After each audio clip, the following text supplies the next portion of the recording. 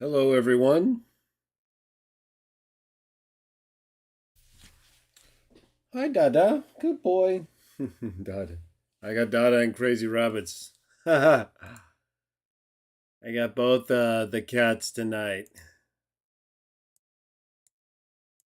Let me just move a couple things here. We'll give everybody a few minutes. Whoever's able to join CW Jah live discussion number 5 or Christian Witnesses of Jah discussion number 5. It's a discussion show I try to do once a week if possible. Occasionally, I may have to take a week off only because of life commitments, but we meet as often as we can, as regular as possible, usually every Saturday. And this specific show and series of shows is really focused on how we can grow together as a religious community, right? A group of people who want to serve the God of the Bible, who accept Jesus as the Messiah foretold in the Bible, and who recognize that the golden rule, or treating each other the way we want to be treated, is the best way to live. So we come together around those things. We call them the three things. And outside of those three things, right? One God the Father, Jah, Jahuah, Jah-O in English. Got separate videos on the divine name and on the identity of God, of course. So take a look at those if you haven't seen them yet. You know what I find interesting? Well, let me finish what I was saying. Three things. Of course, it just said number one God the Father, Jah, Jaho, Jah. Number two, of course, in terms of our belief, but also in terms of his position relative to the Father, right? Jesus, the Son of God, sent forth from heaven, became a man, lived and died as the last Adam, and therefore redeemed us and is able to reconcile us or bring us into a right relationship with God if we show faith in him. We do that by following what he teaches, recognizing him, and as we'll do later this evening, partaking of his blood and body, so that we can openly display our commitment and also proclaim his coming.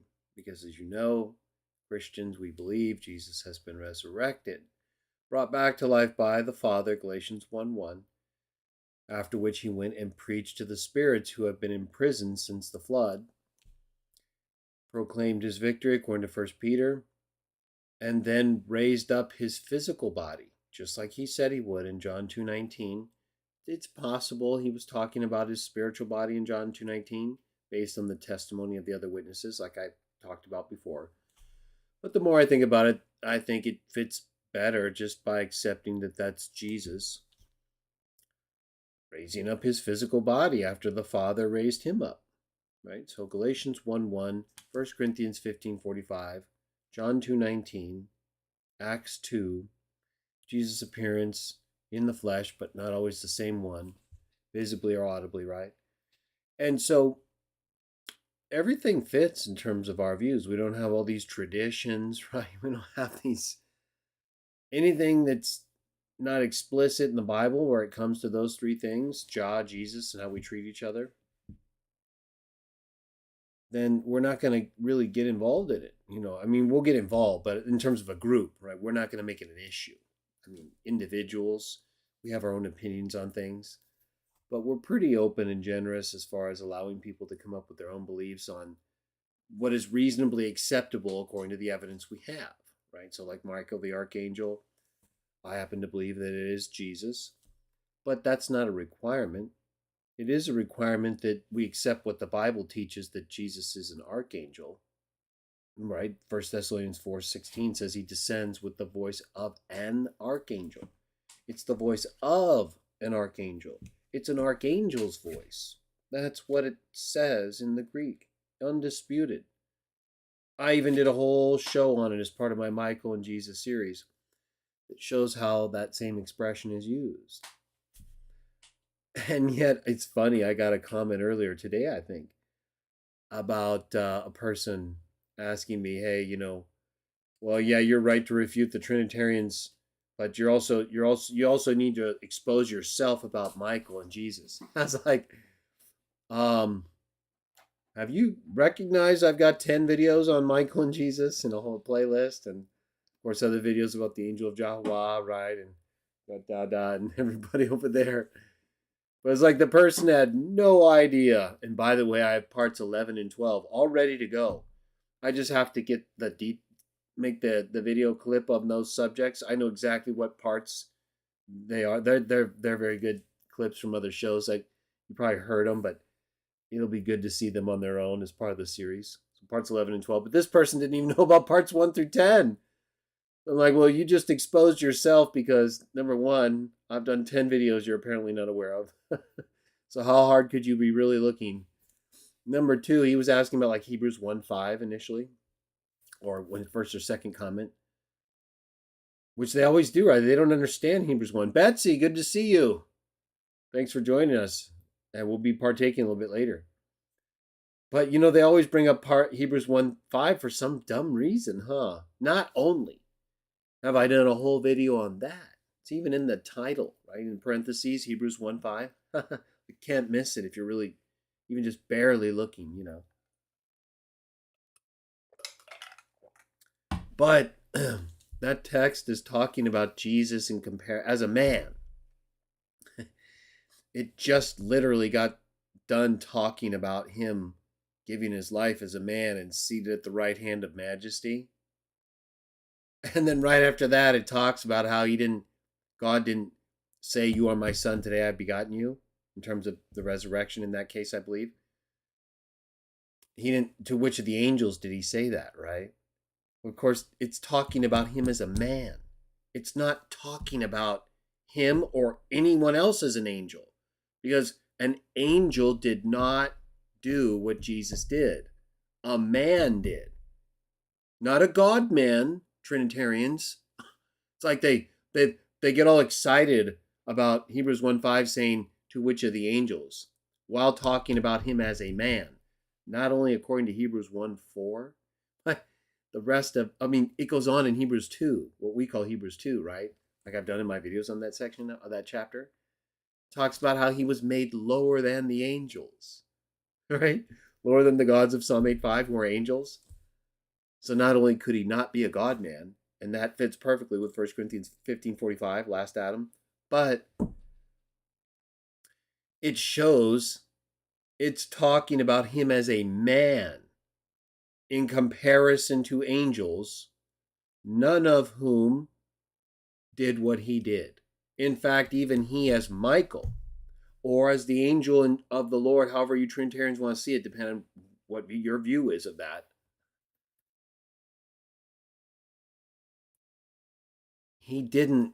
they couldn't do that. That was not, they weren't lower than angels, Trinitarians.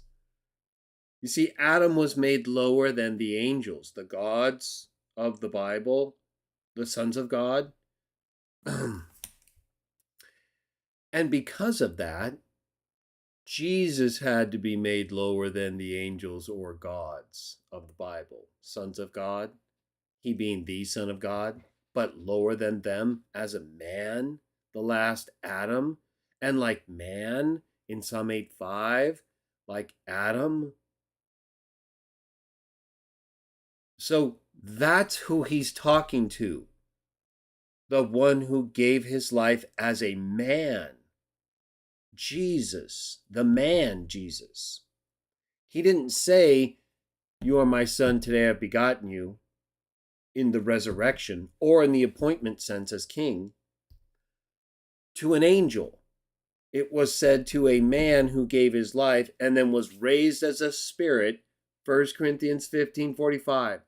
The very text which teaches explicitly that he's the last Adam, like it calls him that.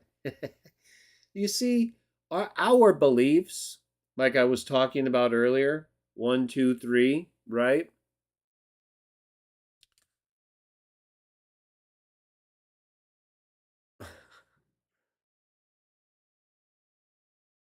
So good to see you, Sandy. Yes, hello. And We have a comment. We'll we got a withheld comment, but I'm going to hold on to it for a little bit. So our beliefs are explicit, right? Like one God, the Father stuff, all of them, one, two, three. Same with the others, though, for most part. It's just we try to be charitable on things.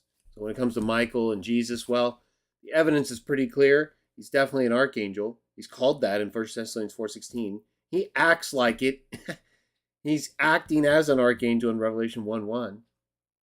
But if you don't want to believe he's Michael, okay, we're trying to focus on the heart, the more important stuff.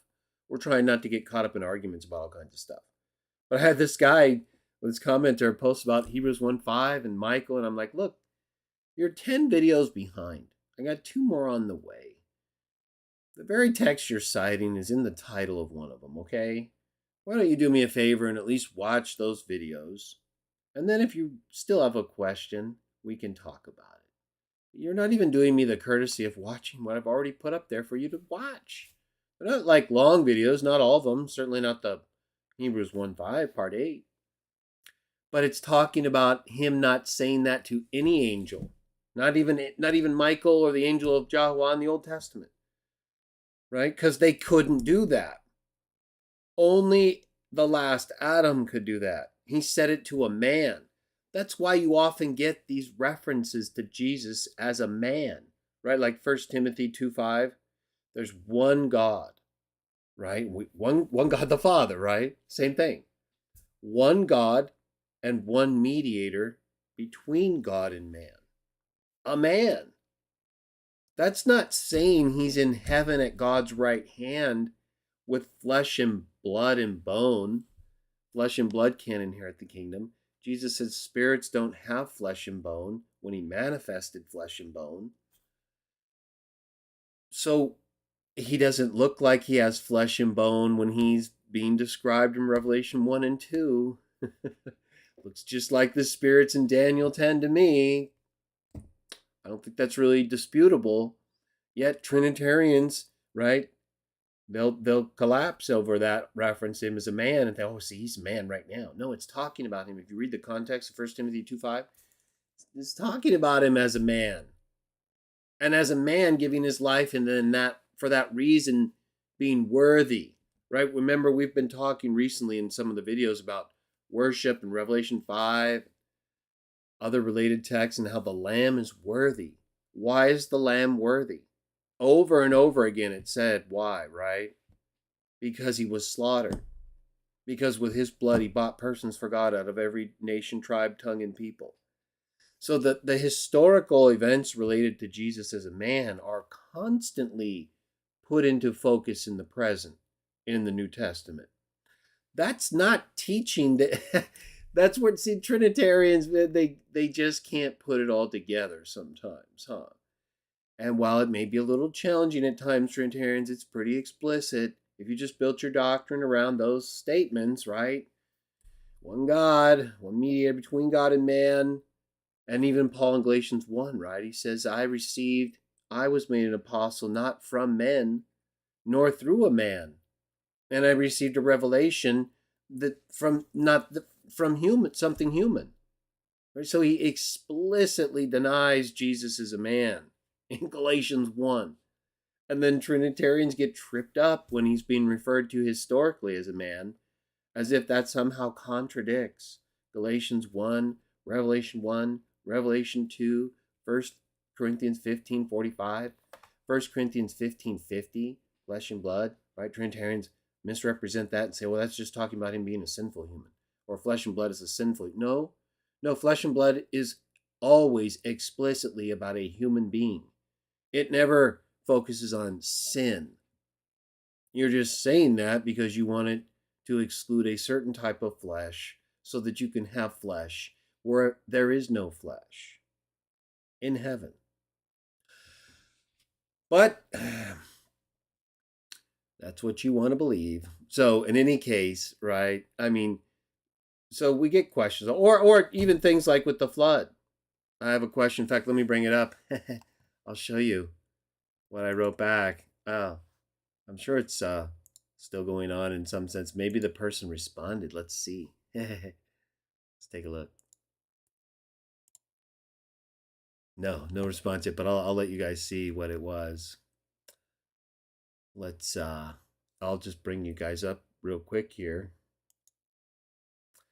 So, if you look over here on the right side, you can see this is like my notifications.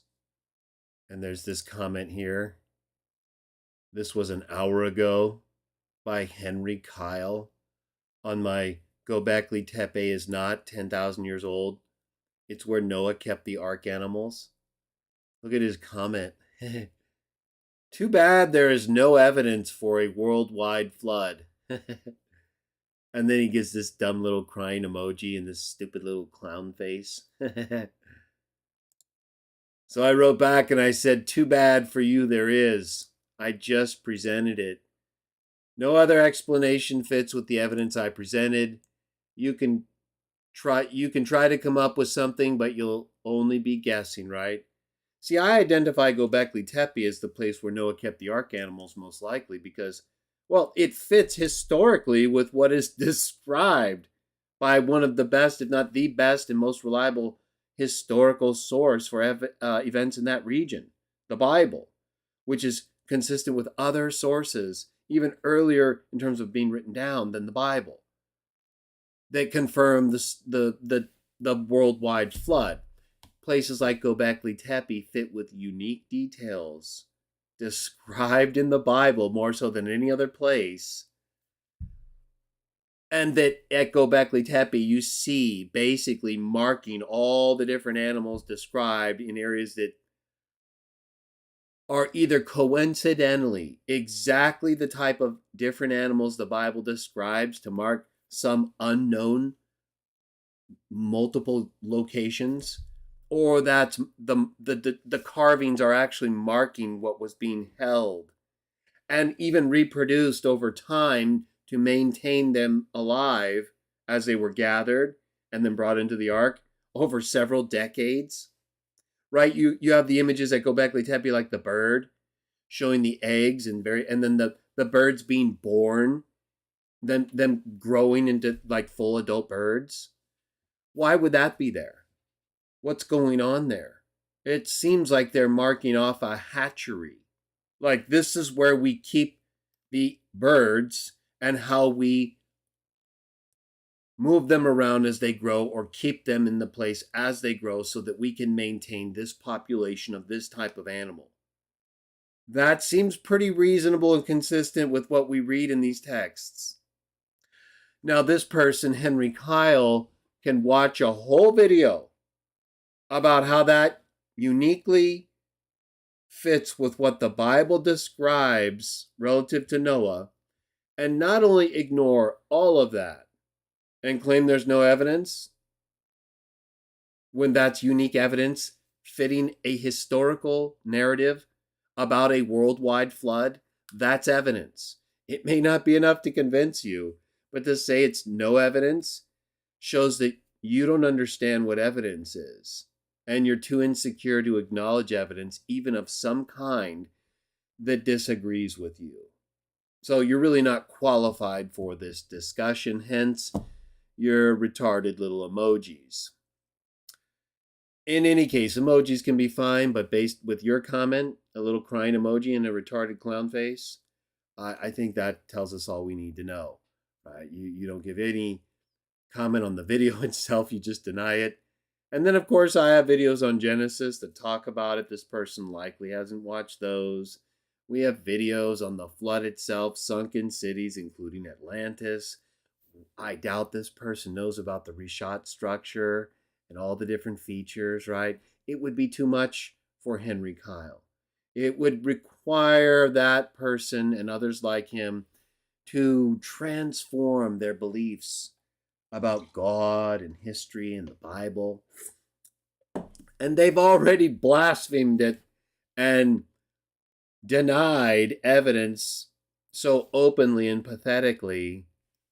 It's going to be hard to swallow all that pride, huh? Nevertheless, Henry, we hold out hope for you. And then I gave him the video to that other video I showed recently from Bright Insight about all the evidence that shows thousands of feet high waves rolling across parts of the United States and West Africa in Mauritania and in other places too that show evidence the world was absolutely covered by a flood within the past 10,000 years. Oh, that just happens to fit the timeline of the Bible. How interesting. Same with language. How interesting. I wonder why there's not evidence of language far further back than 4,000 or 5,000 years, Henry Kyle. Just how long has evolution been going on in your mind, unless you believe we were created in some way that just doesn't involve the flood and the story of the Bible?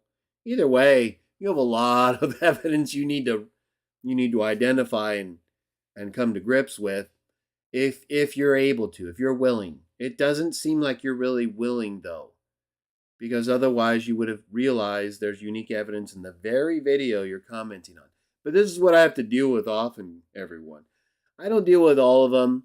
Sometimes I just ignore them or ban them, right? But I thought this one was just so ridiculously dumb. I had to say something just to remind him that two little emojis and one dumb sentence does not an argument make, or even a legitimate criticism. But let's go back to some of our more important topics, right? Just a little bit of housekeeping there, though. All these little things. Let's go back and see what we've got, though.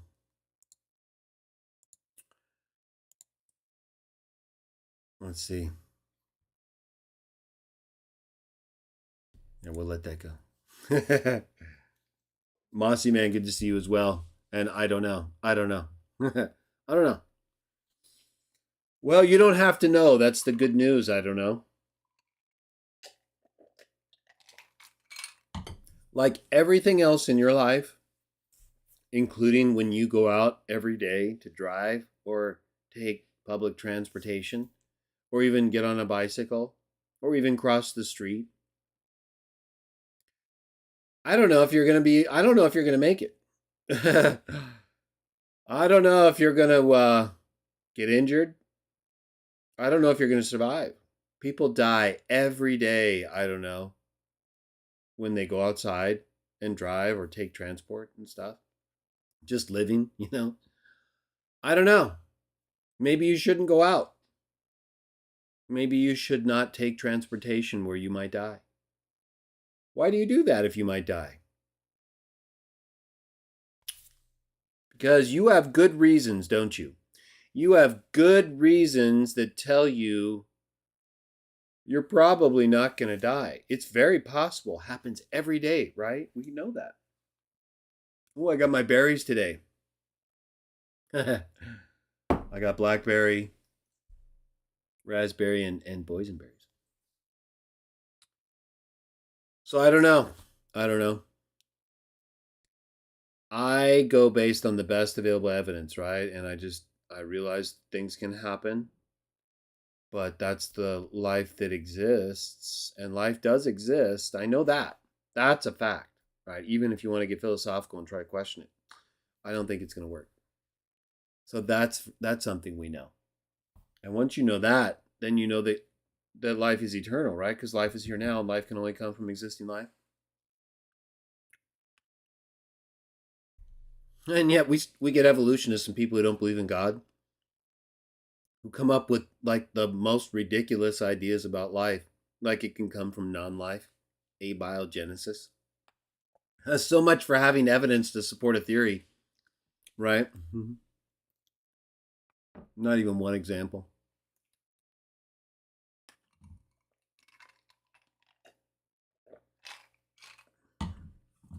So I know that too. I guess we do know something.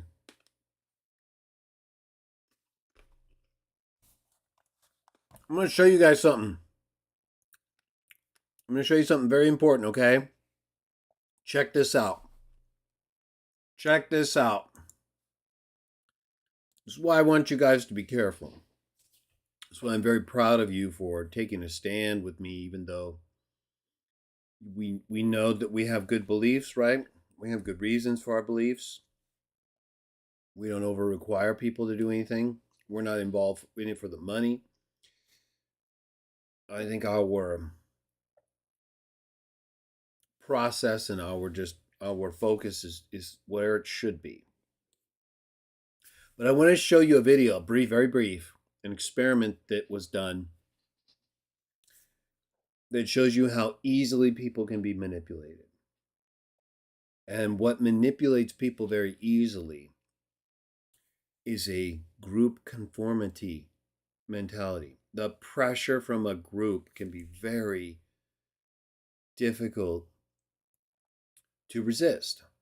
Now, I believe probably most of us have done that, right? We've had to go through experiences, like, for example, with me, it's like Watchtower and others, right? That wasn't easy to do.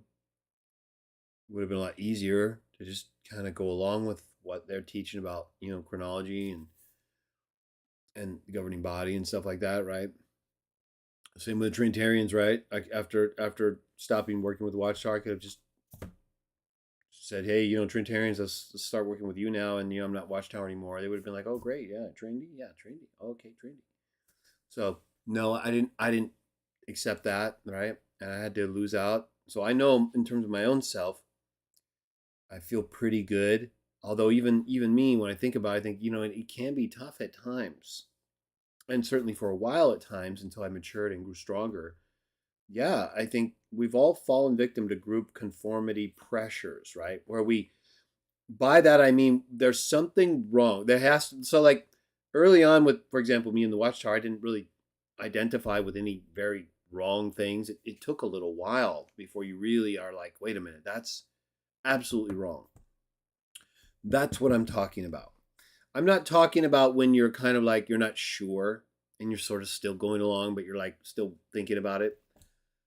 I mean, and about what I'm going to show you right now, it's going to blow your mind. When you absolutely can see evidence that points to a conclusion, you're looking at it, okay? But because of what others who are with you say about that same evidence, something objective, you're looking at something outside of you, they're looking at it too, and you're looking at it and it's telling you one thing, and they're looking at it and they're telling you it's something else. But they know inside what it is. They're just telling you it's something else. And the pressure from you hearing other people say it's something other than what you believe it is very powerful. And it's important we understand that, because we not only need to watch out ourselves, but we need to understand the difficulties that people are facing sometimes. It's easy for us at some point, like I was saying, to see something that's clearly wrong. But at a point before that, it was not so easy. And so patience is required. It's kind of tricky because, right, it's hard to be patient with something that's wrong. But if someone's determined to believe it and they're not ready to deny it, well, you can't force them anyway. So, nevertheless, sometimes you can just be down, you can be depressed by, why isn't someone listening? What's going on, right? I'm showing them this evidence. They're not doesn't believe, right? Is it really good evidence? It kind of makes you even doubt a little bit.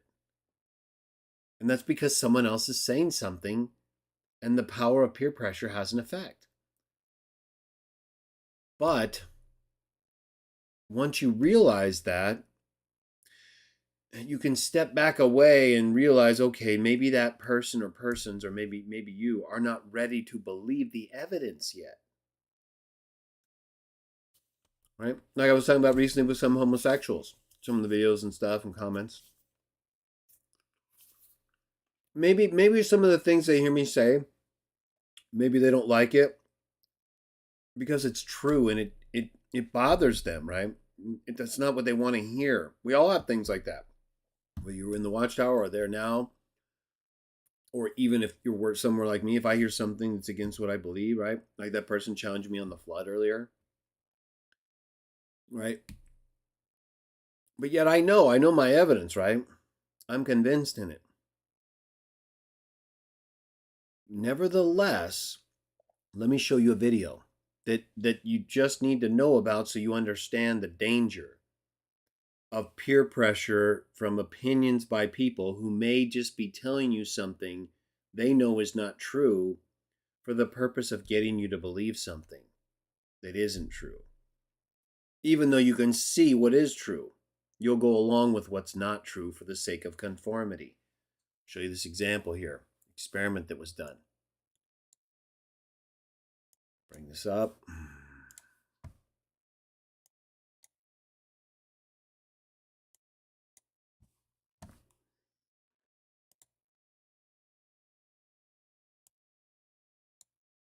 I think that'll go do it well.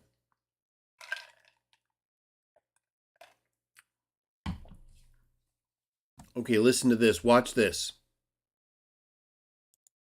The experiment you'll be taking part in today involves the perception of lengths of lines.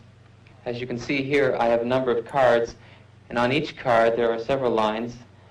Your task is a very simple one. You're to look at the line on the left and determine which of the three lines on the right is equal to it in length. All right, we'll proceed in this order. You'll give your answer. Only one of the people in the group is a real subject, the fifth person with the white T-shirt. The others are confederates of the experimenter and have been told to give wrong answers on some of the trials.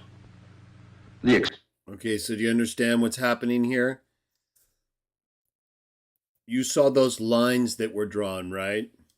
And they basically had observable differences in length in terms of one compared to the other three. Only one of these participants is an actual volunteer. Everybody else is in on the experiment. They're all there with one volunteer who doesn't know everyone else. Everyone else is a pretend volunteer. So the real volunteer is there with, looks like 5 other volunteers in this image. And so the real volunteers thinking, okay, we're all here together doing this experiment. But again, this is all designed and set up to show or to see whether or not the person will give in to what others are telling him or her about what is directly observable and how it affects his answer. Experiment begins uneventfully as subjects give their judgments. 2, 2, 2, 2, 2. Okay. Well, let's go on. Okay, so let's look at this here. Look at this example here. So what they're doing, you can see the line on the left. This line on the far left. Right? That's the line that is they're comparing these lines on the right with. So if we go to the right, below each of those lines is a number. The first line has a 1, the second line has a 2, and the third line has a 3. So when you hear them calling out these numbers, they're calling out the line. They're supposed to be calling out the line that matches this line over here. Now, it's a little small, I guess, on my screen. Let me make it a little bigger, I guess. I wonder if that would... Yeah, let me do that. I'm going to make it bigger so the experiment is a little easier to observe. I think it's even observable in what I was showing with the split, but let's just go full size here for a moment.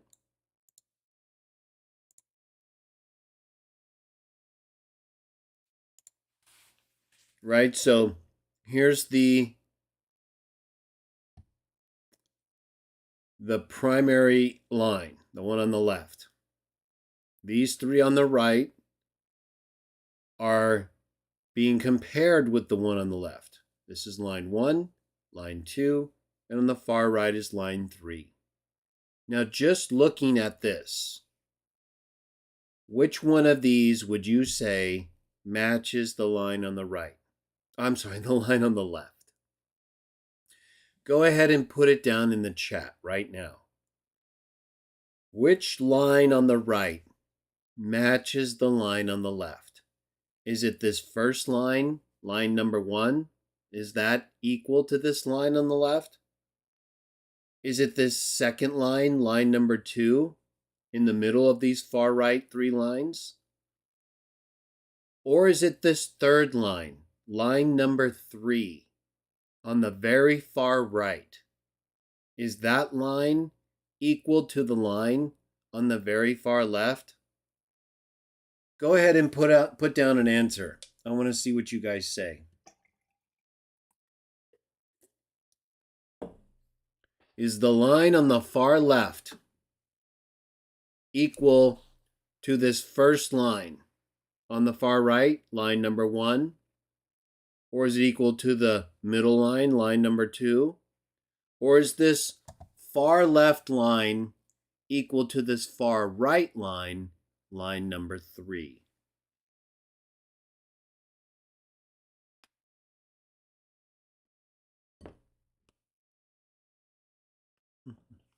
Little berries.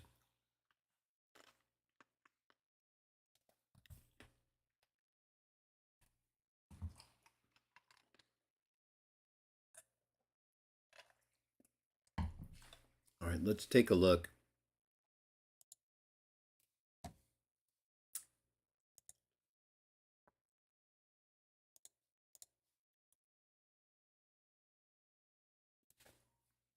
Okay, so it looks like a pretty unanimous agreement.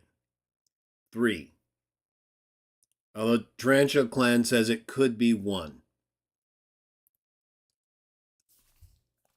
It definitely could be. I mean, 1 looks a little closer, and it's like, not the clearest close-up for you all. But I believe you were all 3 correct. Number 3. Let's take a look.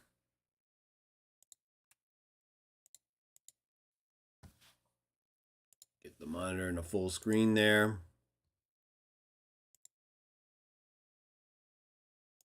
3. 3. 3. 3. But on the third trial, Okay, so they all said 3, just like you guys did. Basically, what has happened at this point, right? We heard the first round of comparison, they all said 2. So they all agree. They did this second example right here, and they all said 3. Now here's the third example, okay? What you're looking at right now. What would you say is the correct answer here? Right here is the line of comparison, far left again. Is this line on the far left equal to number 1, equal to number 2, or equal to number 3? Gives me a chance to eat a couple berries right there, huh? Put it down. This is going to go somewhere. You'll see.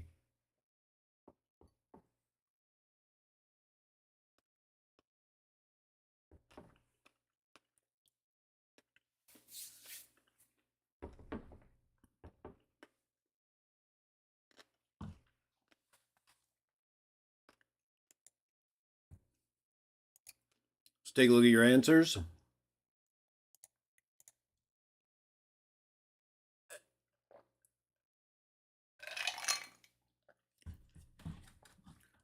Looks like, okay.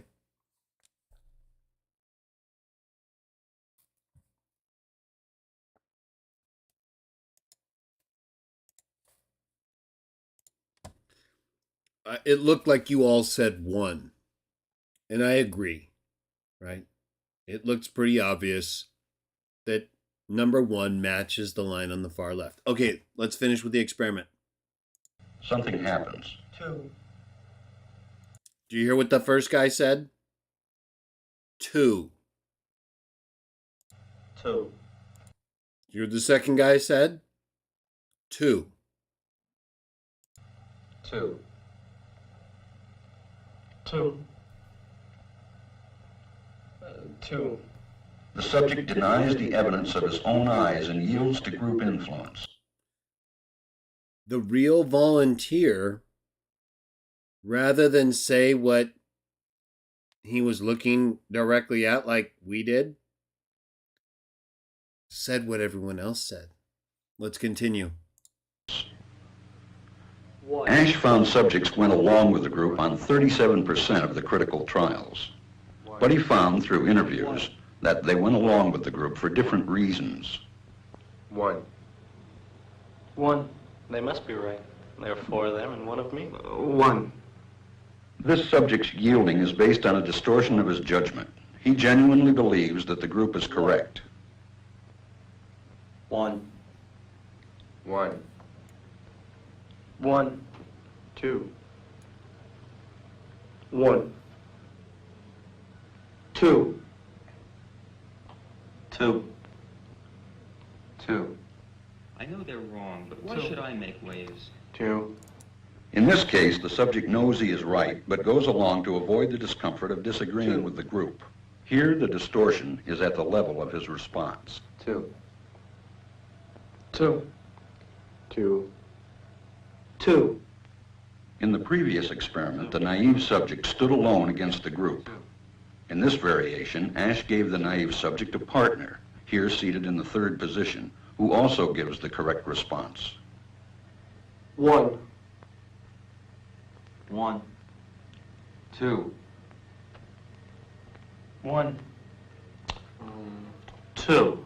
With a partner, yielding drops to only 5% of the critical trials compared to 37% without a partner. That's very significant, wouldn't you say? So we start off with an experiment that basically shows that approximately 37% of people, right, more than a third, more than 3 out of 10, like about 4 out of every 10 people, will deny obvious evidence of what is true just to avoid the discomfort of disagreeing with the group. And then when a person is put with the individual who will conform with the rest of the group, when another person is put in who agrees with what's true, it pulls that person into a state of confidence to be able to say what's actually true. So much so it drops 32%. Right? Like it drops down to less than 1 out of 10, a half a person out of 10, right? Maybe Trinitarians could come up with an example of that, half of the nature or something. No, I'm kidding. Less than 1. When there's at least another person there to reinforce what's true. I think this is incredible. I mean, we all kind of already knew that this is true on some level, but when I started to kind of review some of these setup studies, right, these studies designed to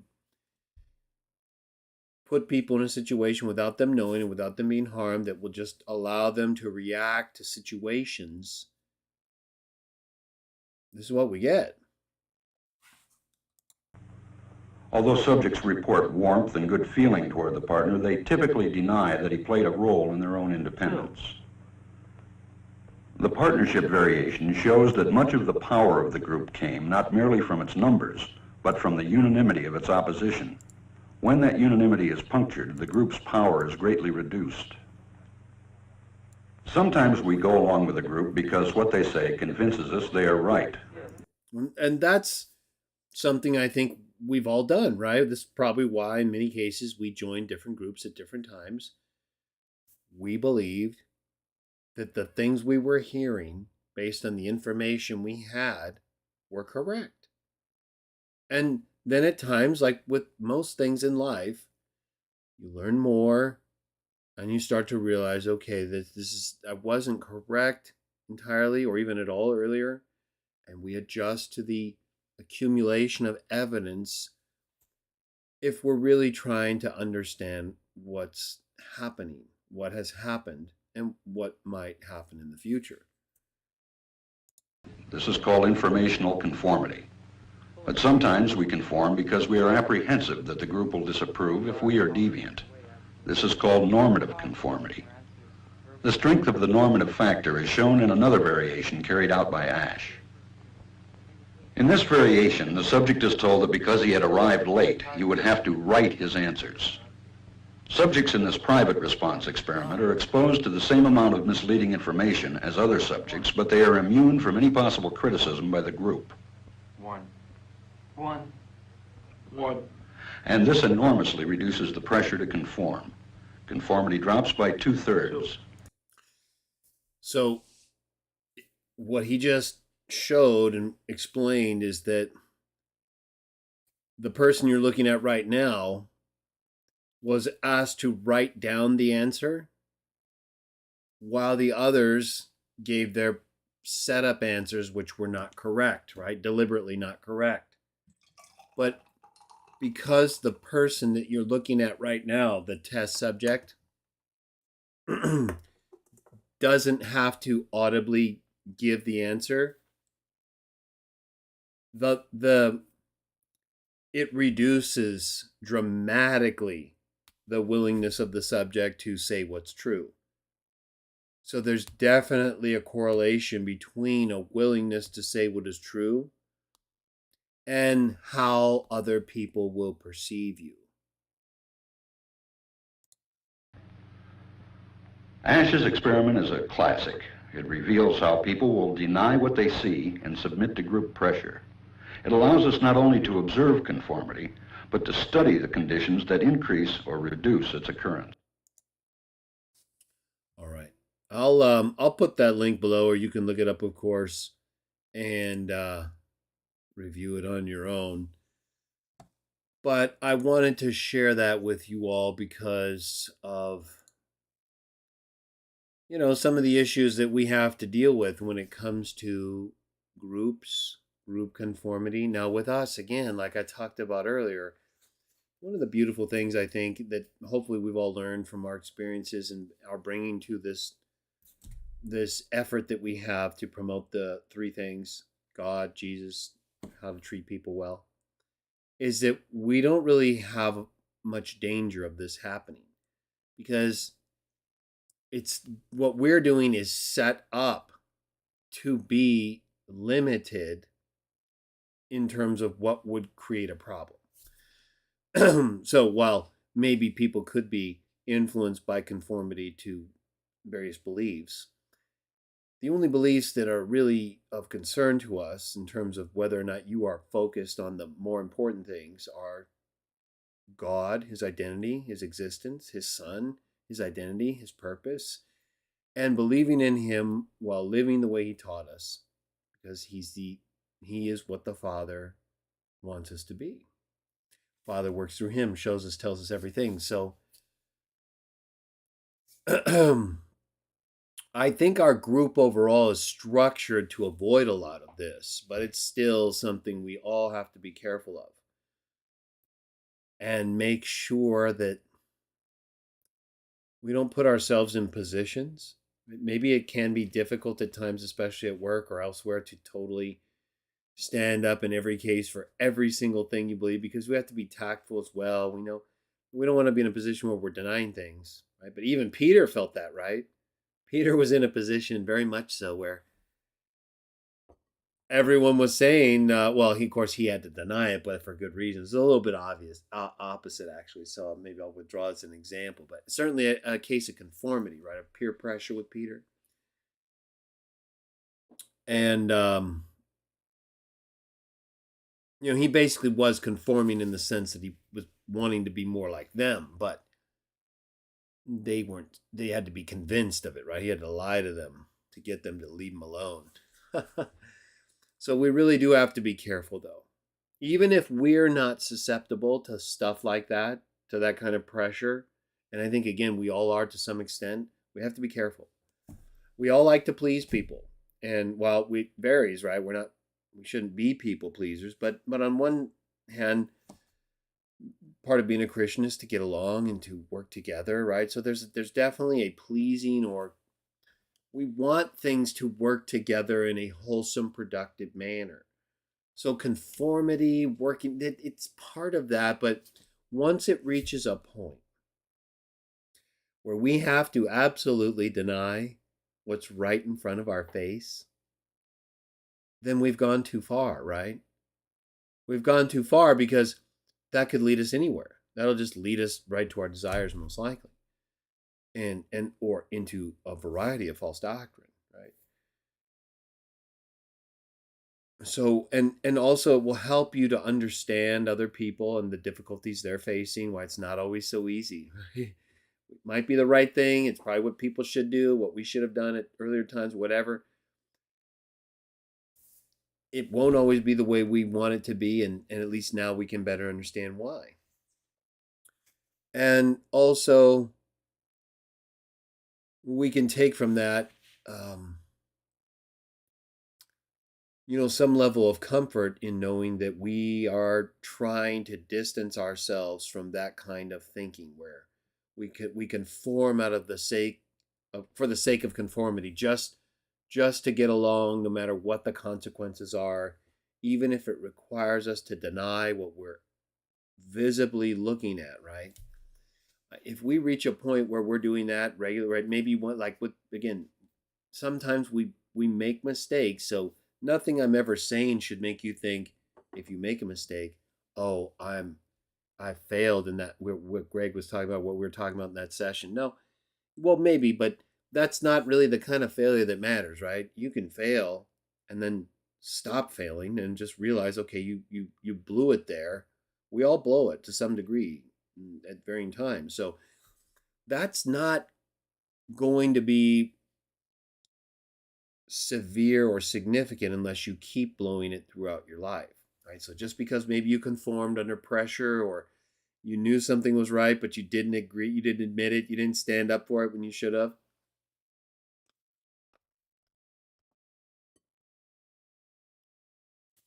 it's not a good thing.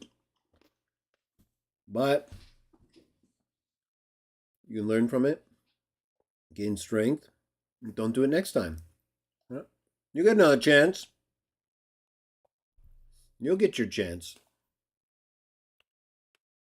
The second you start showing remorse and sensitivity towards something you did wrong, Father's going to forgive you, and He's going to give you another chance. And then you're going to hopefully make it right. But maybe if you, maybe it'll be hard still, and get it wrong again. Okay, well, then you got to get it right. You got to keep going, right?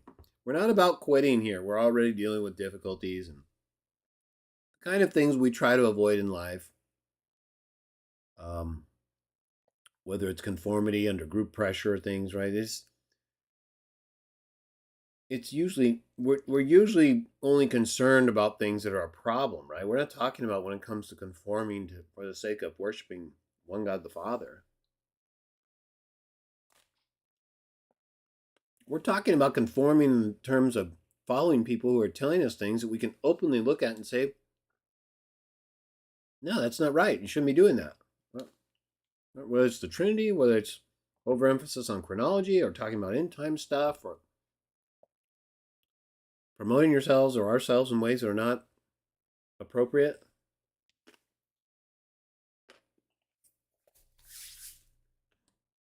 Well, we gotta make sure that we don't get on a path of conformity, or allow ourselves to get too down ourselves because we made mistakes, because this world is all about pressuring people to do what other people want you to do. Right? I mean, from the movies to the video games to the music to everything. Politics, religion.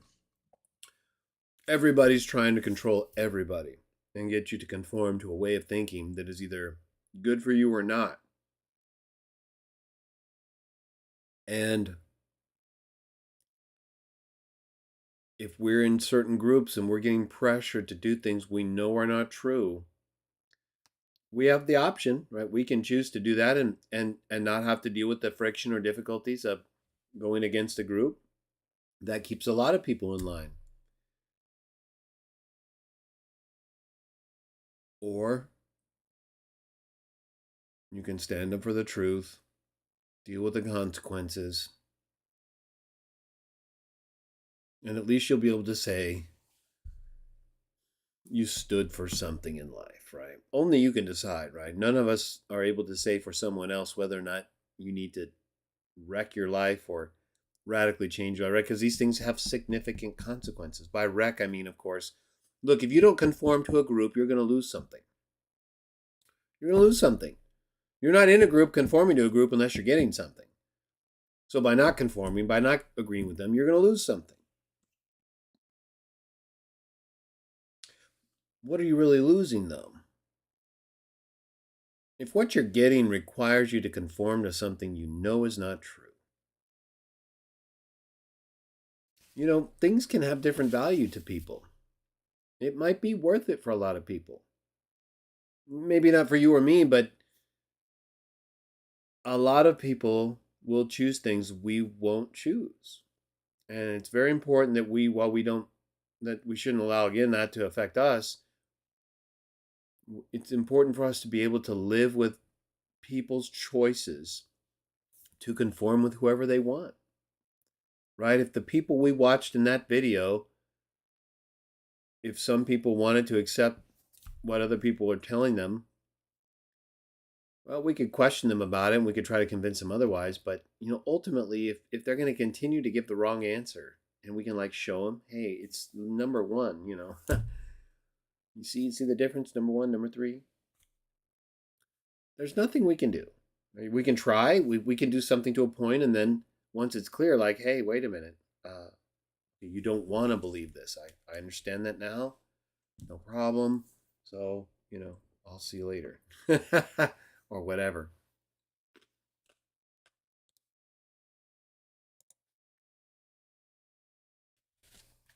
Let's see what we got here. We had a few people join. We got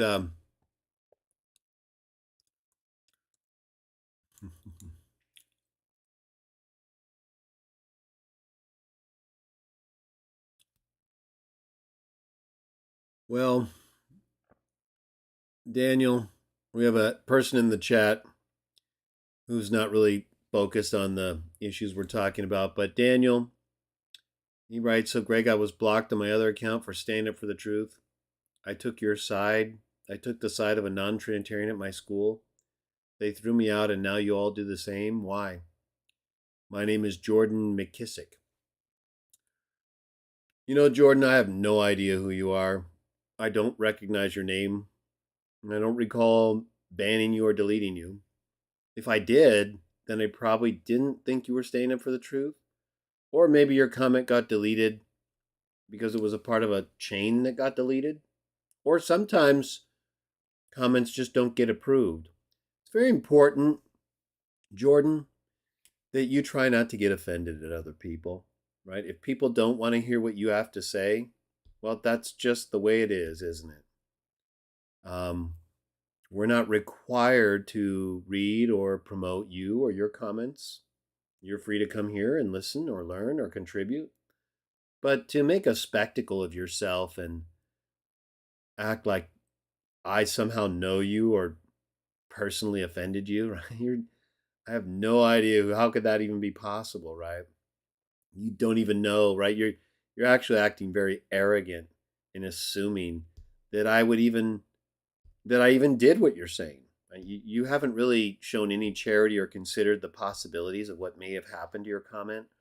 And instead, you have to show up here and make a big issue about it. Why don't you get over yourself, okay? If your comments are good and contributing, then they'll probably be fine. If they get accidentally deleted as part of a chain that gets deleted for whatever reason, hey, that's life. Make another comment. You don't need to get all bothered and upset. Try to just, as I said, not take things so seriously, okay? Try to be more charitable. I think you'll be a lot happier. And they say that you'll probably live longer if you're happier. What else do we have here? Oh, I don't know, keeps asking me about an item in the new earth.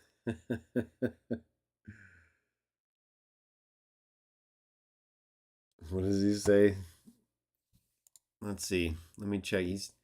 We're getting a question, but it's being held for a certain reason. But let me let me just see. I don't want to get too off, but I'll check one thing and see if it's something we can go into.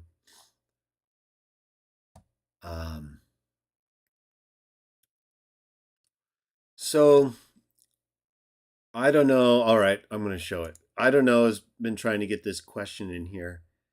He said, now again, this isn't, I guess, this is more for CWJs. So, and we talk about things, right? It's not quite an open session, but either way. Will there be sex in the new earth? Isaiah 60:22. I'm asking again because I need to go to sleep and looking forward to your response. Thank you, sir.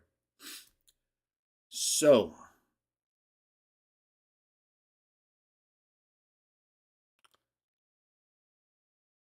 he quotes Isaiah 60:22. It says this: the little one himself will become 1,000, and the small one a mighty nation. I myself, Jehovah, shall speed it up in its own time. Right? Well, I don't know that that's really referring this text here in Isaiah 60 to the millennial period or even after that. But you could, I believe, just go back to Isaiah 11, right? It talks about the child.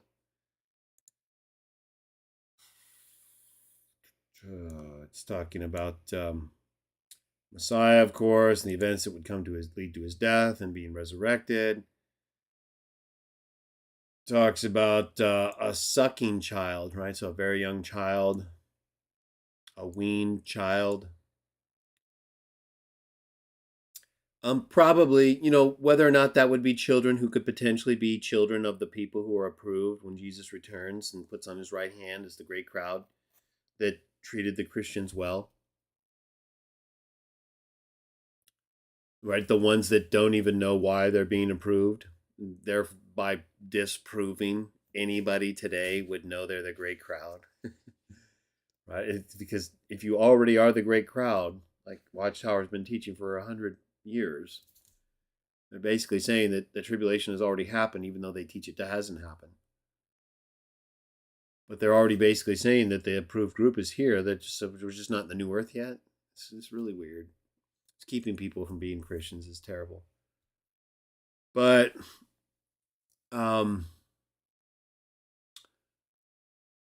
if you already know why you're being approved, which Watchtower Great Crowd people do, right? They are all told exactly why they're approved, right? Because they support the ones who claim to be Christ's brothers, but who are not, right? Who are actually lying to everybody. And lying to the great crowd and telling them, no, you got to keep serving us or you're not the great crowd, right? You're not the great crowd, but you're definitely not the great crowd if you don't keep serving us.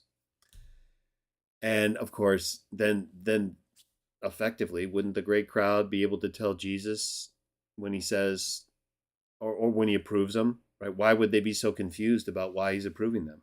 They already know, right? They know the account. They're like taught almost every day or every week or certainly every month. So it doesn't make any sense. But the real great crowd sheep who are approved, but because they took care of Christ's brothers during the period of the wild beast, right? The great time of difficulty. Maybe they have kids. Maybe they have young children that'll be brought into the new earth, right? So I don't know conclusively, right? I don't know is asking about sex in the new earth. It will still be male and mankind. It says in Revelation 21, right? It descriptively uses a term that only can refer to humanity, right? Flesh and blood, that's what we're made of. Now, of course, we may be better in that new time and may have been better in older times, but either way, right, the tent of God is with mankind. He'll reside with them. They'll be his peoples. He'll be with them. I'm making all things new, right? So I would not worry at all, right? God, the God who made us now to have sex, right? If that's what you're worried about, I don't know. Like maybe I think you said you like sex or something. Of course, that's, he made us to do that. So if God already made us little blueberries rolling around to have sex, you're not going to make it worse, right? It's going to be better, right? We're talking about Jahuah, Jaho. Look at all this stuff we get now, right? And this is a cursed earth twice, at least, right? To Cain and Abel after the flood, and of course, just all kinds of other stuff. And we still get to enjoy a pretty good life most of the time. And he says right here, right, there's going to be no mourning, pain. This is the Father we're talking about, okay? It gets better. It doesn't get worse.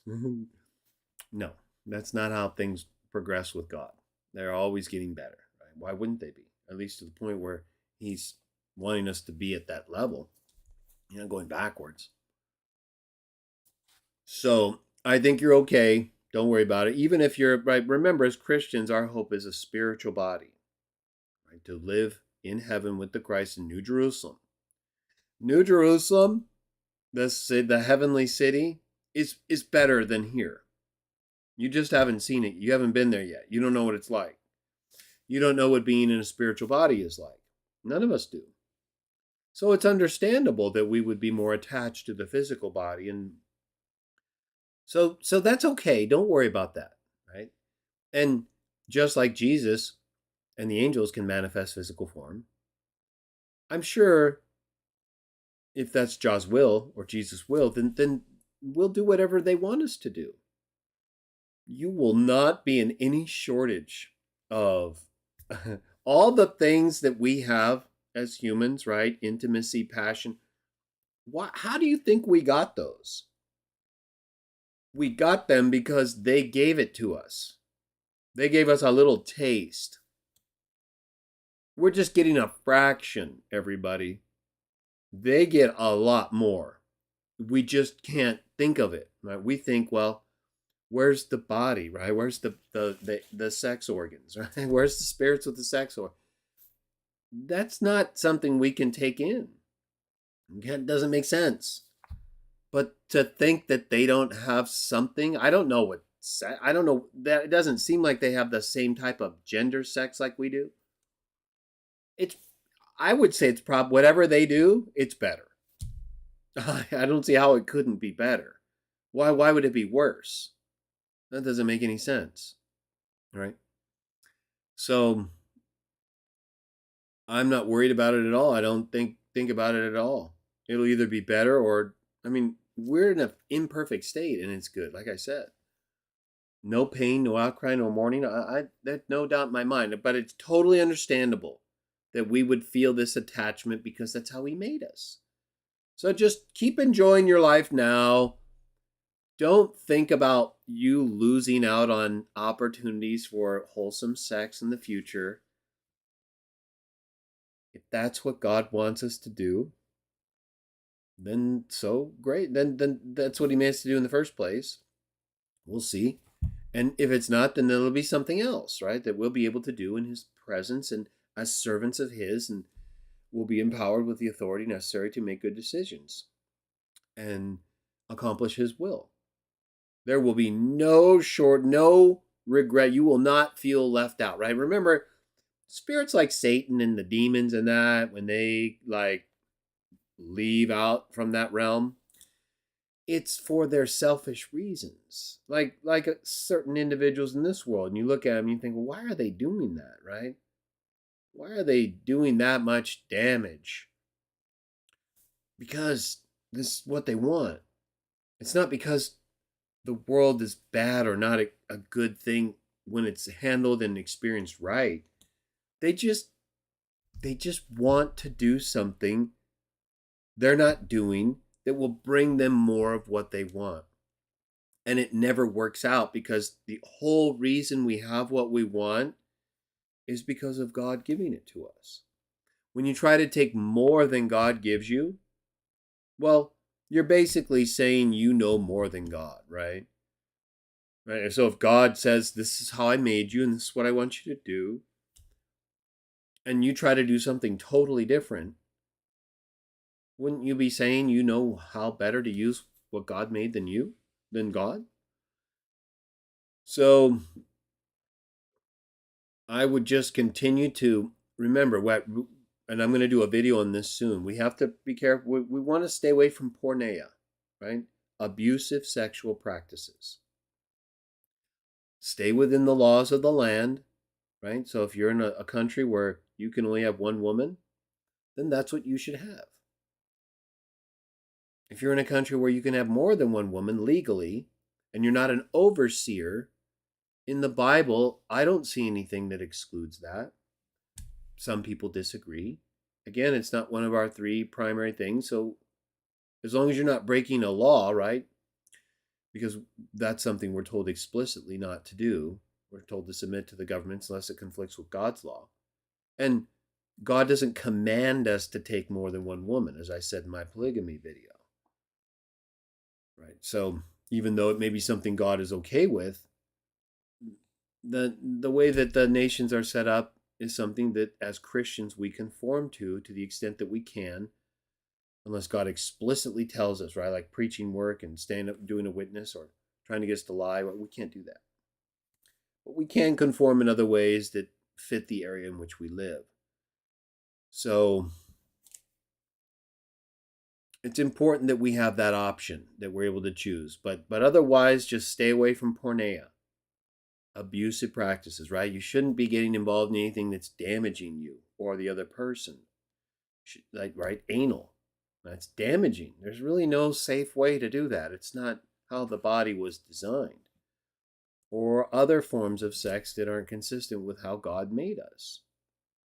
I mean, are you prepared to stand before God and tell him all these different ways you chose to use different parts of the body that aren't made for things versus the ones that are? Yeah, God, you made a vagina for me to have sex with, but instead I chose the anus. I don't know. I don't think that's going to work. It's not going to go over well.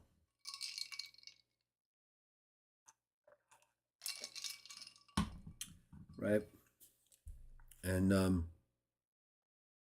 people bring up things, they'll say, well, what about like oral sex or the mouth and stuff? And again, we're going to do a whole video on it. Yeah, well, but the mouth is made for kissing, right? Bible talks about kissing all the time. The lips have a more sensitive skin texture than the face or the parts of the body. So clearly is designed for some kind of physical interaction. So that's not the same as an anus. I get all these comments, so I'm just bringing it up in case you hear it, but it's important that we recognize what's being said, right? A lot of people say things. They don't even really know what they're talking about or what the comparison is, and they just say it. I get it all. I showed you a couple comments earlier. That is nothing. So I sit here and I read these and I think, does this person even bother to check that if I done a video on it, or even ask me, right? Instead of repeating the same question that we've dealt with for decades. Why don't you ask me, hey, have you done a video on this text yet? I just save a little time. No problem. I'll give you the link. But to act like I've never answered something and somehow you've got this question and you haven't even checked, it's really weird sometimes. And it's not just Trinitarians and others, right? We get people saying the same things over and over, even people that believe like us. I said a long time ago, you could talk to some Watchtower people or others at one point, and then 10 years later, they'll be talking about the exact same thing. Who's the firstborn, right? like we get into, right? Because people can't shake themselves enough to stop thinking about that stuff and get into the basics of the ministry, right? Helping the poor, taking care of each other, trying to build a community, trying to avoid false teachers and people who lie to us, right? Raising your children, teaching your children, right? Your children are under assault. All of our children are. From these movies, these cartoons. Oh my gosh. It's incredible, the cartoons that they have. And it's just demonic, right? Sexually explicit, right? All the gender confusion and just stuff that has no benefit. And yet they're teaching it to people as if it's like just normal stuff. Right? It's just another way to live. Yeah. No, it's actually not. It's abuse. And if you want to do that, go ahead. But we're not going to. Remember what we watched earlier, everybody. Remember the lines 1, 2, and 3.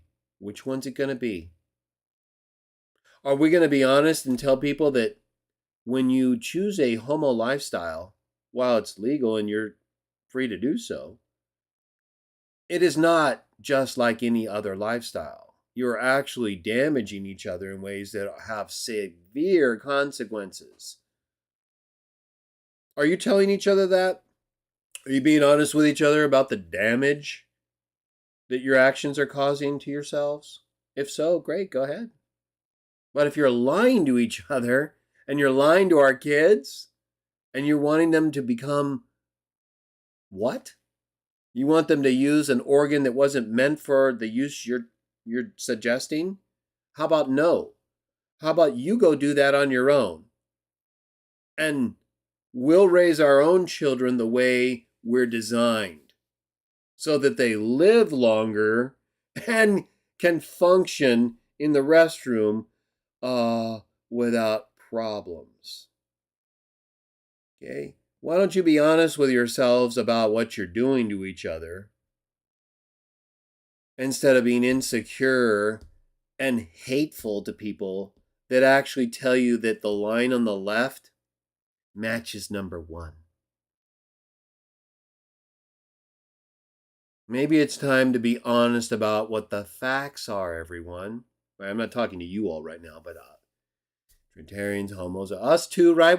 But that's what we try to do, right? And we limit our issues pretty significantly so that we don't get into all the problems that these other groups do, right? They're running around just lying to everybody.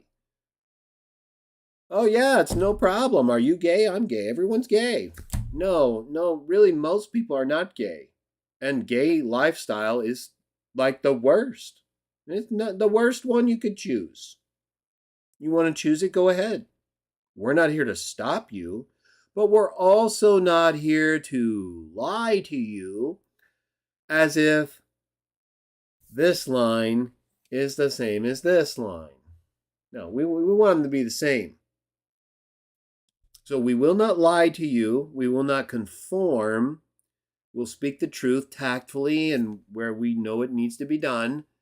And if others don't want to do that, then we need to recognize, okay, well, this person has a certain way of living that they choose and they don't care what the facts are. Deal with them as you have to. Be nice, right? We don't mistreat other people who aren't like us the way they do, right? I'll tell you what, homos and others, Trinitarians, Watchtower people, most other groups, right? Not different individuals can display different personalities, but so many groups today are so exclusive in ways that if you don't agree with every single thing they teach, they don't want anything to do with you. Right? It's like you can't get along with any of them. And then they act like they're so loving and kind, you know. Not that anyone's perfect, but I mean, the things they're asking us to believe in, right? Trinitarians want us to believe in the Trinity, a metaphysics brought about by Constantine. It totally contradicts what the Bible says. And if we don't, we're heretics, not them.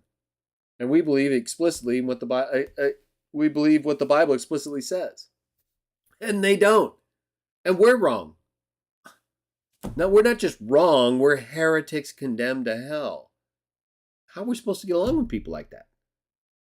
Right? They were doing this way before the Watchtower, right? And with false doctrine. Watchtower does it too over stuff like chronology. I mean, it's like they've gotten so far off the path of following the Christ.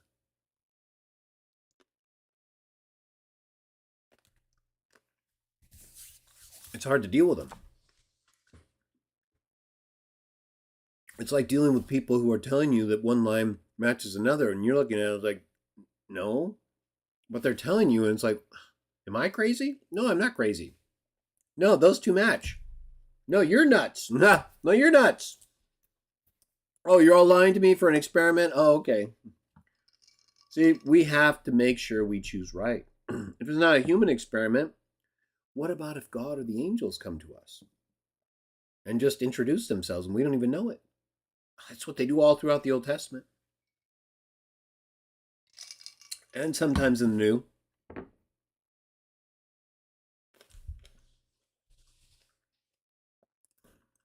We got to be careful. Right? We have to be careful that we don't conform to people who are telling us something that we can look at and see is obviously not true. Everyone's lying to everybody all over the place, right? And look at the divine name. Most Bibles don't even use it. Just lying to us. They're telling us that these two lines are the same. That Lord is the same as God. No, that the divine name is the same as the divine name. God or Lord is not. You're telling us it is. And it's not. You've got all these people in your churches thinking it is. You've convinced them of this, Trinitarians. Just like Watchdog people have done. They have to convince themselves. No way the governing body can be disapproved. Not possible. No. Impossible. So, we know it is possible, though, right? It's like one of the most possible and even likely things. They've convinced themselves of this, that these are the same. I'm using my hand as lines. That's what's happening. We have to be careful we don't let that happen with us either.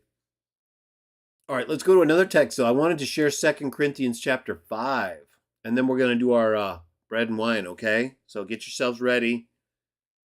Get yourself ready for the festivity here in a moment, our Christian ritual, our bonding ceremony. Got it right back there. Couple more texts, though. These little blueberries right here are pretty good. I put quite a few in there.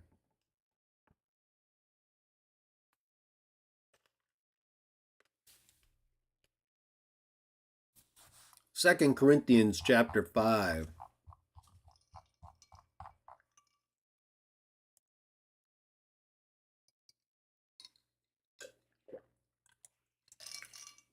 Excuse me.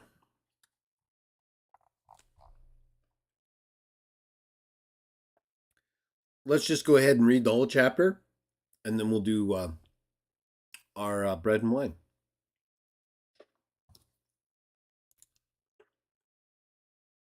For we know that if our earthly house, this tent, should be dissolved, we are to have a building from God, a house not made with hands, everlasting in the heavens.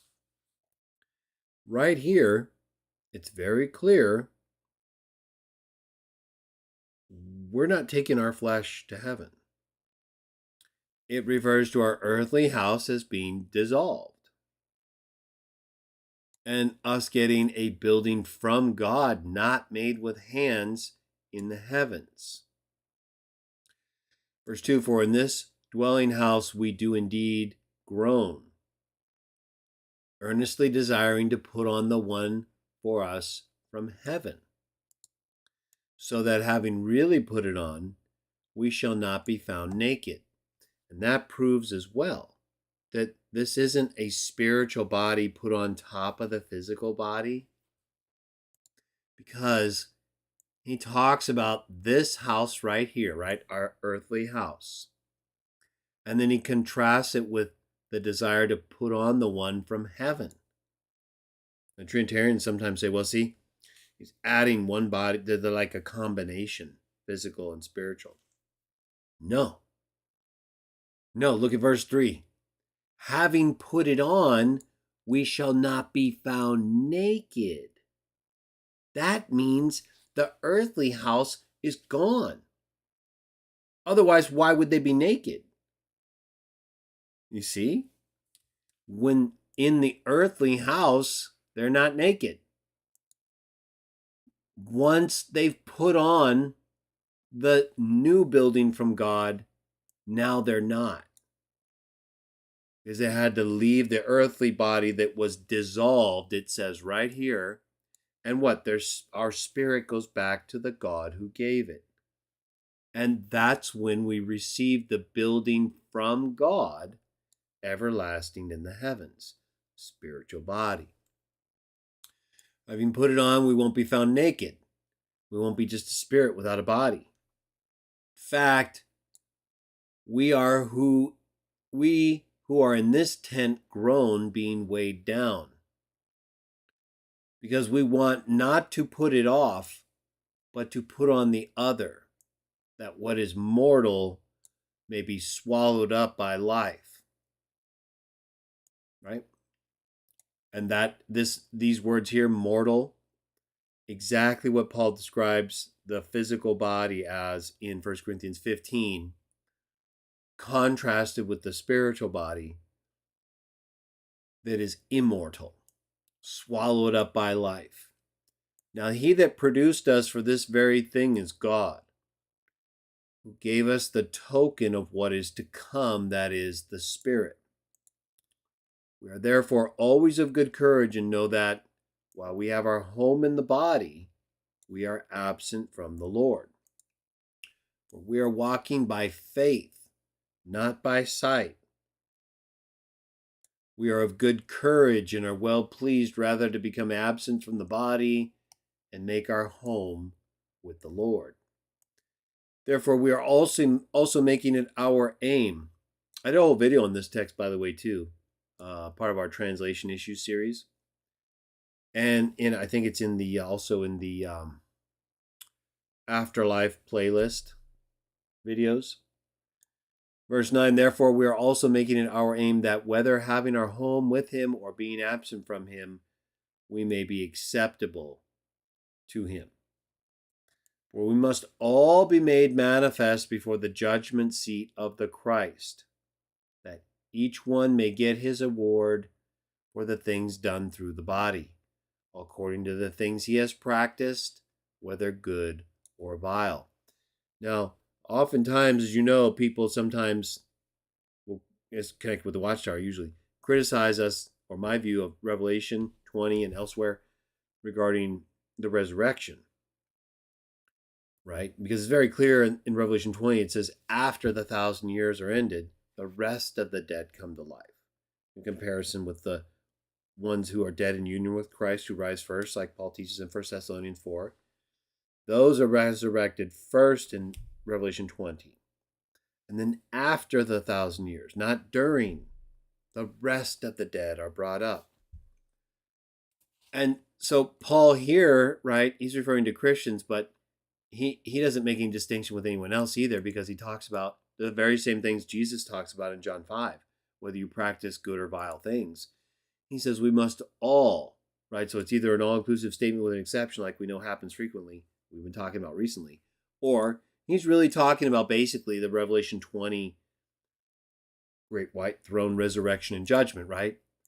What people who think that it's like unfair or like makes no sense for God to resurrect people who have already died just to tell them that they practice vile things and therefore are not worthy of life.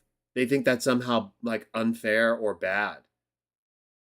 No, it's just your false doctrine forcing you to ignore the Bible.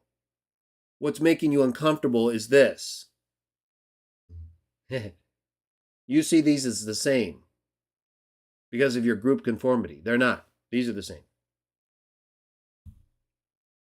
The Bible explicitly teaches the rest of the dead come to life after the 1,000 years are ended. You teach it happens during. So you're explicitly contradicted, number one. Number two, the Bible teaches all those who have died are resurrected and either judged or given life. That's the explicit teaching of John 5, of Revelation 20, and 2 Corinthians 5. So if you believe the Bible, that's what you're going to teach. That everyone who has died will be brought back to life. to be told whether or not they practiced what was vile in spite of being sinful, they embraced it, Cain, or in spite of being sinful, they chose to fight against it and practice what is good, Joseph. Those who are like Cain and who practice what are vile things are simply returned to the very judgment, the second death, the permanent death that was represented in the first death, in Hades. There's no difference. They're still dead. So, what you're saying makes no sense and contradicts the Bible explicitly. Everything I said about the resurrection just now is exactly what the Bible teaches. I don't have to add to it, nothing. I'm just not in a group that's telling me these are the same. That's the difference between you and me.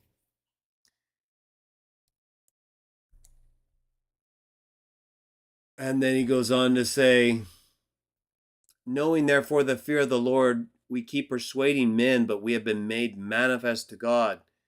However, I hope that we've been made manifest also to your consciences.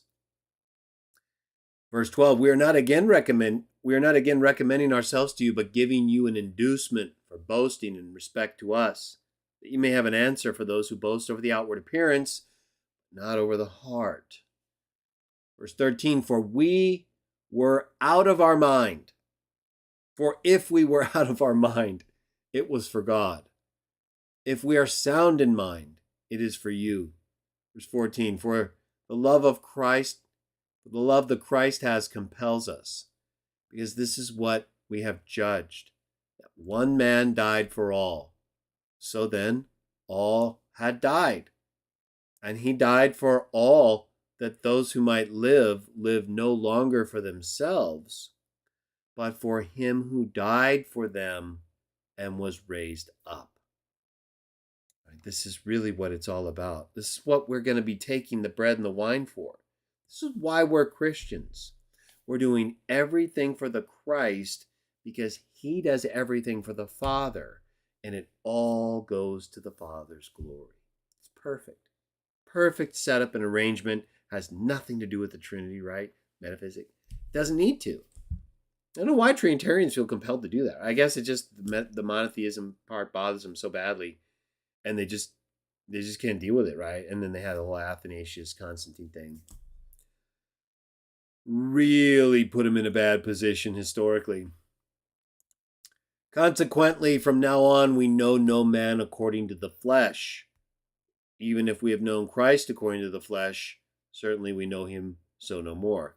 Further proof, Jesus is not flesh. He's not known that way. He's not known according to the flesh. He was not a sinful person. So they didn't even know him as a sinful fleshly person. They knew him as a man. They don't know him as a man anymore. They know him historically as a man. They know what he did as a man. Now, as Paul says in Galatians 1, he's not something human. He's not a man, Trinitarians. And we can see that from the descriptions that we are given. Verse 17, consequently, if anyone is in Christ, he is a new creation. The old things passed away. Look, new things have come into existence. But all things are from God, who reconciled us to himself through Christ and gave us the ministry of the reconciliation, right? We talked about this in my Apologists for Satan video. But in the context where we're discussing things here in a more positive light, reconciliation really, right? Think of that. Try to be mindful of that. We try to emphasize certain things in our CW Jah discussion shows, in addition to just talking about things that affect us all, but certain points like praising God the Father or honoring Jesus. We want to think of reconciling ourselves and other people to God. Reconciling meaning make friends with. Remove the enmity, right? Remove the source of contention, division, the sin. The choices that put us at odds with God. Not mistakes we make, which can, if we're not repentant, put us at odds with God. But that if we're repentant, absolutely will show our faith, because it shows our remorse and our desire to become something better. even if we failed and are having a hard time. That's very normal. You will have hard times. That doesn't mean you can't have good times and be free from hardship or sin fairly often. Don't let the hard times make you think you're a bad person. If you were a bad person in the way that the vileness is described for those who are not given life, you wouldn't be so bothered by your mistakes. You wouldn't be worried about them in that way. We're not talking about being worried about your own selfish preservation to the point where you'll misinterpret text to try to get certain individuals and yourself saved. No, we're talking about just understanding who you are, recognizing you're not supposed to be perfect, that you're just like everybody else. See, a lot of people don't feel worthy enough to do what some of us do. They don't feel worthy enough to take the bread and the wine. I see Watchtower and other groups, they capitalize on that. Mainly Watchtower, though. It's really sad. And I know there are a lot of good people in there, and I feel for them. I understand. Well, they have to decide, right? They have to decide what they're going to say. What's it going to be? Are they the same or not the same? Are you the great crowd or not? If you're not, what does that say? It's going to be a tough one, huh? Won't be as hard as it was for us. So it only gets better from here. And it's very important for us to be clear and to try to set a good example for people. A lot of people are struggling right now in various ways. They're having a hard time understanding what to do because a lot of people have been taught to have faith in these people as though they're something special. That's not how the Bible presents anyone who follows Jesus. That's not how the apostles present themselves ever. That's exactly how Paul speaks against himself and others, denying special status to others, telling everybody that we're all held to the same standard, that we're supposed to resist people to their face if necessary. We have a lot of people today that believe in all these other individuals. I had this one person, I think he was a Catholic, I was talking about, I might do it on my Comments Review number 6 video. I saved it. We were talking about idols. And, I just quoting basic texts and stuff. And the person's like, oh, we have Greg Stafford now, our champion, to tell us the truth. Oh, we're so thankful. Right? Just being condescending and really rude, right? That's not an argument. You throwing your hands in the air and saying, "Oh, we have our champion finally." That's you losing the argument and saying you don't have an answer. Do I have to be a champion for you? Is that the only type of person you'll listen to? I guess if you're a Catholic and you're so used to listening to all these higher ups, these people who have elevated themselves above you, who absolutely live in lavish luxury above you, I guess if you're part of a group like that, you would need a champion, huh?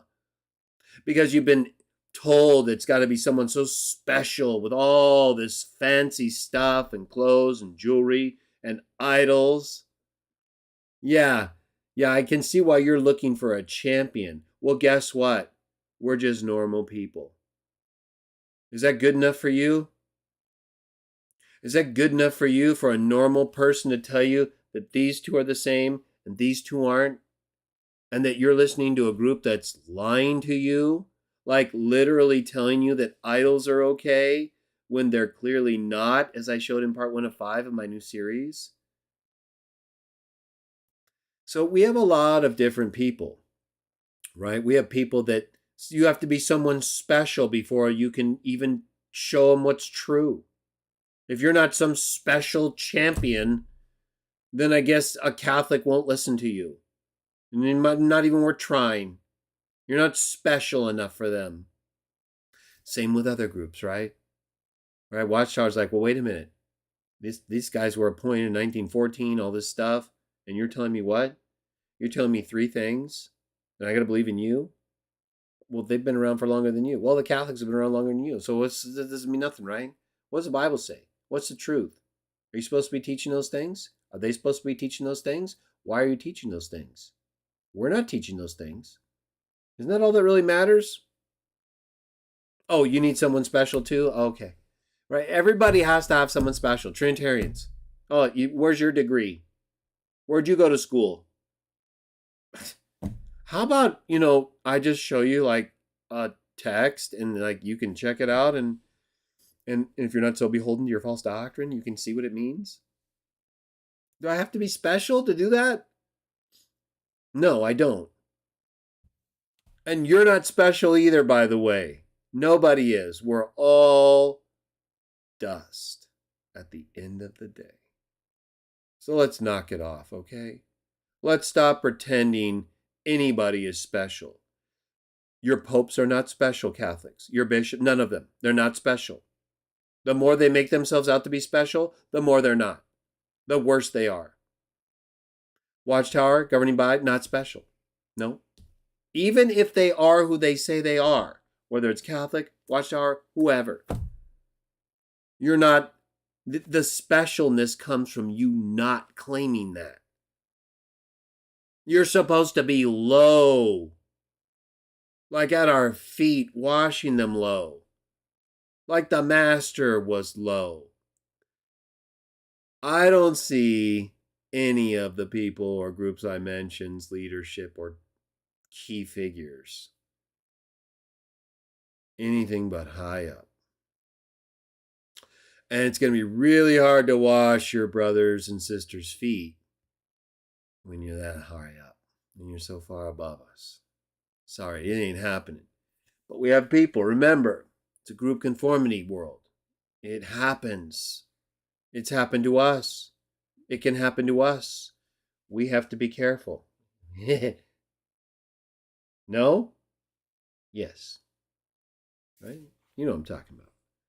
Let's not deny what's true. Let's not let people make us feel bad about telling the truth. Let's be tactful. Let's pick our moments. Let's not always feel like we have to be telling people explicitly about the Bible, right? Let's live a life of example. Let's let people come to us and say, hey, I just noticed you're always at peace and you seem happy all the time. Why? Because I've spent a lot of time looking at things in life, and I've come to believe that God exists and he loves all mankind. And I genuinely believe that while many religious groups tell things that are not true, the Bible contains information that is valuable, that's helped me, it's changed my life. And so that's what I do. And just leave it at that. They asked you, right? So don't feel the need to do any more. Let them think about that, right? Plant a seed. When you plant a seed, you don't just keep planting, right? You put it in the ground, cover it up. You make sure it's getting sunlight, water here and there, and you leave it alone, right? If you have kids, you have friends, right? You have to deliberately keep yourself sometimes from saying things too much. Sometimes infrequent but very deliberate and well-placed seeds are the best. Try to plant ideas in people's mind about life only coming from life. How people who don't believe in God have to come up with a theory that has no evidence. And yet scientific theories are supposed to have some evidence. It's not the case with abiogenesis, though, is it? Right? Very simple, very basic, helps resolve very difficult concepts of eternity and stuff. It's like a lot all in one right there. Really faith-strengthening stuff. And then from there, right, help to lay the groundwork historically for different events, from the flood, Tower of Babel, history of the people of Israel, different nations, things that we can use to teach lessons.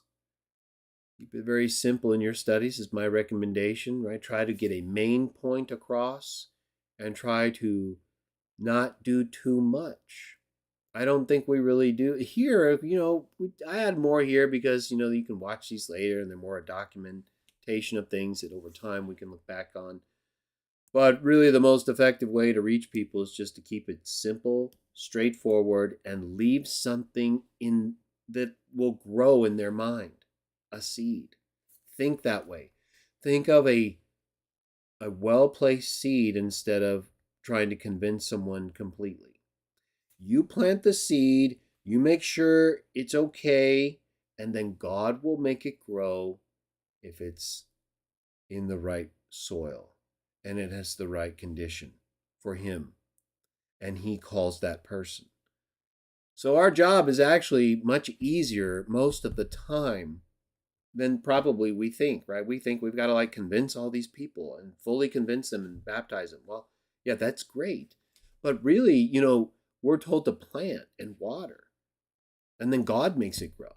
And whether or not it happens all in that timeline with us or with someone else later or even long after we're gone, plant that seed, let it grow, and then later the master will come to you and say, did good work.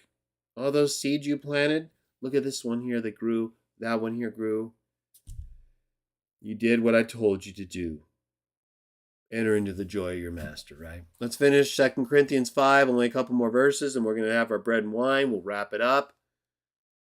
Fifth discussion live with everyone on our cherished beliefs and association. Very important to me and special. I hope you've benefited from it, and I'll keep being regular as often as I can, as long as any of you are willing to be a part of it.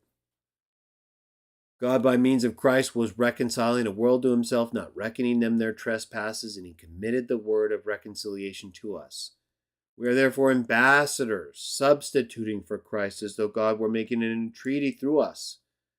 Substitutes for Christ, we beg, become reconciled to God.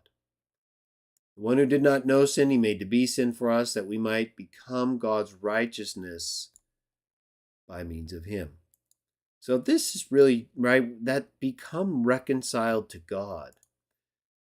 That's really what we're trying to do ourselves and help other people, right? We want to get them in a right relationship with God. We want to remove the enmity, this desire to do things against His will, intentionally, repeatedly, but to instead have faith in His Son, follow the golden rule, and give Jah praise. Very simple stuff, but it requires some belief, right? It requires people to actually have faith. So we've got to have some evidence. Don't expect people to believe right away. It takes a little convincing. We don't use things like the Watchtower or other groups to persuade people prematurely. We're not using fear. We're not using shame. We're very open and embracing to people and try to be as accommodating as we can without compromising our core doctrine, which is explicit in the Bible. So anyone who really wants to be a part of what we're doing or benefit from what we're doing in any way, it's real easy, right? And we can help them to do so. Or just try to set a good example. We're lights. Try to make the world a better place. It's already dark enough, right? We don't want to add to it.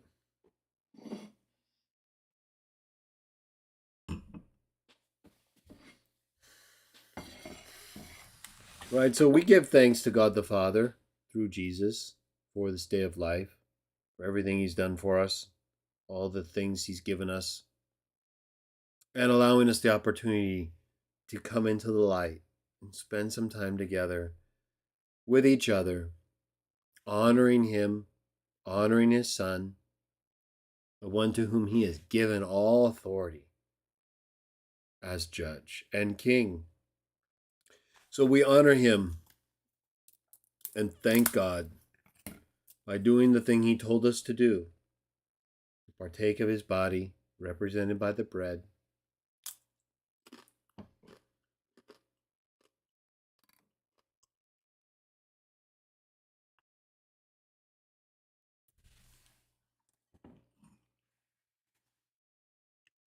and the wine, representing His blood.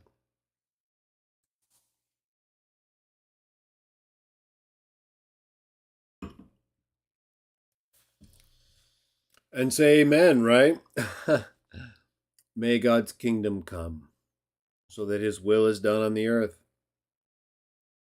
just as it is in heaven.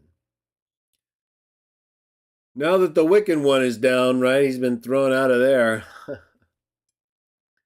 Bad news for us. But we have the Christ. We have the Spirit. He's the ruler of the kings of the earth. He is the one enthroned on the Father's throne.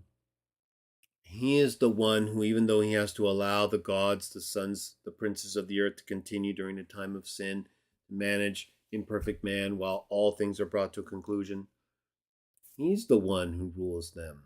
He's the one who allows them to do what they're doing, all in accordance and with the fulfillment of his Father's will, until things are again brought back to him. So we know that overall we have nothing to fear. And if we continue to proclaim those things, tell other people the truth, and praise God the Father in Jesus' name, we'll not only have a much better life now, filled with people who we know love us because of very explicit teachings in texts that we have come to accept as from God for us. And so that makes me feel very good. It makes me feel very comfortable with all of you, knowing that, at least to the extent that we can rely on anyone, I can rely on you all when it comes to confessing our belief in those three things and in proclaiming our united faith in God's Son and in his coming kingdom. Not that he isn't king of the kingdom now, but the kingdom coming to the earth, that your will may be done on earth as it is in heaven, the Father's will, with the Son enthroned at his right hand, breaking the nations to pieces as a potter's vessel, right? Whether they're now or in the future, during the time when the great crowd that comes into the new earth will be given a chance to come to life before the wicked one is released, and then everybody is judged as either worthy of life or not. But we don't need to look so far ahead all the time. Let's keep it right where we are, right in this time. Do as much as you can every day. All those things will take place another day. So focus on every day you have now until that day, no matter how far away it may be. Because it really doesn't matter ultimately, right? What matters is that we praise Jah, follow the Christ, treat each other the way we want to be treated. So I thank you all for joining me this evening. I look forward to Christian Witnesses of Jah. I always want to say CW Jah. Christian Witnesses of Jah, CW Jah, live discussion show number 6. Next Saturday, unless something comes up, in which case I'll let you know. I'm not sure if we'll do a video or not tomorrow. If so, it'll probably be an upload. Otherwise, I'll see you next Saturday. And until then, may Jah bless you. In Jesus' name.